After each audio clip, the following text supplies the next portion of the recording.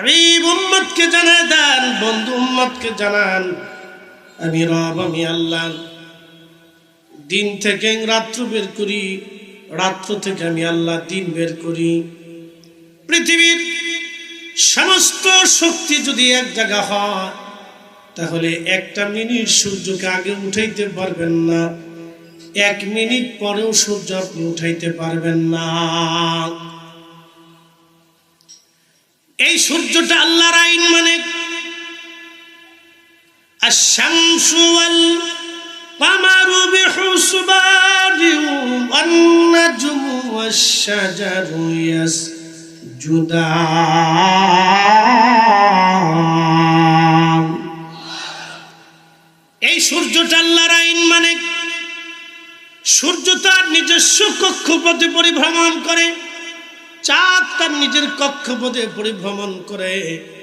আল্লাহ পাক বলতেছেন, নক্ষত্রগুলি আমি আল্লাহকে সেজদা দেয় এবং গাছ আমি আল্লাহকে সেজদা দেয়।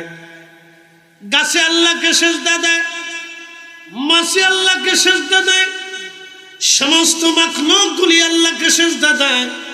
অপর আয়াতে আমার আল্লাহ পাক বলতেছেন, আলাম তারা আন্নাল্লাহা ইয়াসজুদু লাহু মান ফিস সামাওয়াতি ওয়া মান ফিল আরদ।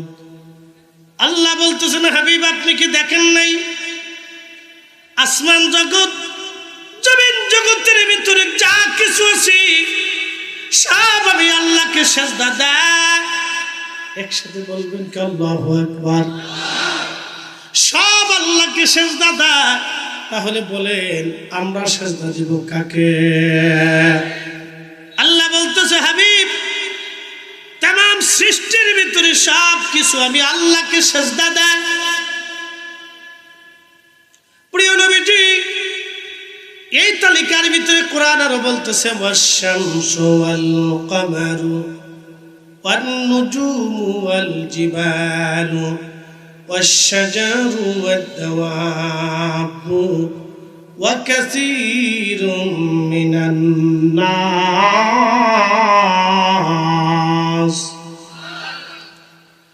আল্লাহ বলতেছে, হাবিব শুনিয়া যান, সূর্য আমি আল্লাহকে সেজদা দেয়। আল্লাহ রাসূল বলেন, সাহাবীরা সূর্যটা আল্লাহর আরশে মুআল্লার নিচে দিয়ে আল্লাহকে সেজদা দিয়ে পড়ে থাকে,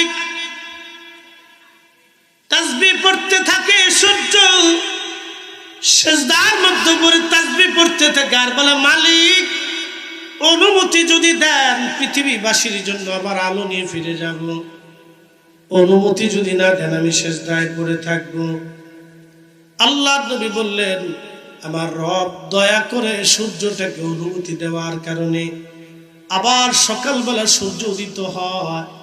যদি আমার আল্লাহ অনুমতি না দেন, পৃথিবীর এমন কোন শক্তি নাই সূর্যের আলো তোমাদেরকে ফিরাই দিতে পারবে। এই সূর্যটা আল্লাহর কুদরতি কদমে সেজদার মধ্যে পড়ে সূর্য অনুমতি চাইতে থাকে। আল্লাহ রাসূল আরো বললেন, কিয়ামতের পূর্ব সময় যখন পৃথিবীর ধ্বংসের দ্বার প্রান্তে চলে যাবে, ঠিক ওই সময় সূর্যটাকে আমার রব অনুমতি দেবে না, দেবে না, দেবে না, দেবে না। এমন বহুদিন পরে যা চলে যাবে, পৃথিবী অন্ধকারে নিমজ্জিত হবে। আল্লাহ পাক রব্বুল আলামিন সূর্যটাকে হুকুম করবেন, এই মুহূর্তে তুমি উদিত হও। তখন সূর্যটা পূর্ব আকাশে যে সারতে পারবে না, পশ্চিম আকাশ থেকে সূর্য উদিত হতে শুরু করবে। আর তখনই তওবার দরজা বন্ধ হয়ে যাবে। দক্ষিণ মেরু থেকে একটা বাতাস প্রবাহিত হবে, ওই বাতাসে সমস্ত ঈমানদার যারা আছে সমস্ত ঈমানদার মারা যাবে, পৃথিবীতে কোনো ঈমানদার খুঁজে পাওয়া যাবে না। এটা আলামতে কুবরা, আলামতে কুবরা। কিয়ামতের 2 ধরনের আলামত আছে, একটা হচ্ছে আলামতে সুগরা আর একটা আলামতে কুবরা।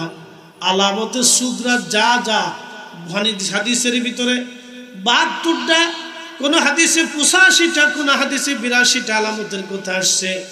সব কয়টা আলামতে সুগরা চলমান এখন বর্তমানে। আলামতে সুগরার একটাও বাকি নাই, সব কয়টাই চলমান। এখন বাকি আছে আলামতে কুবরা, বড় বড় আলামত প্রকাশ হওয়া।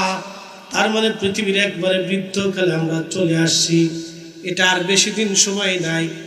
এই সময়ে যারা কামড় দিয়ে আল্লাহর আইন নবীর তরিকা যারা কামড় দিয়ে ধরে বসে থাকবে, এক একটা সুন্নতের আমল যারা করবে, আল্লাহ নবী বললেন 100 শহীদের সওয়াব আমার আল্লাহ পাক ওই বান্দার আমলনামায় লিখে দিবে।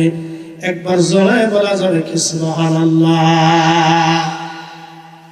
সিচুয়েশন যত কঠিন হোক, আমরা যারা মুসলমান আছি আমরা আল্লাহর আইনের বাহিরে যাব না।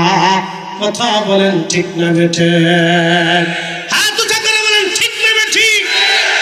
সিচুয়েশন যাই হোক, আল্লাহর কোরআনের বাহিরে, রাসূলের সুন্নাতের বাহিরে আমরা যাব না, যাব না, যাব না। হাত উঁচা করে বলেন ঠিক না বেঠি?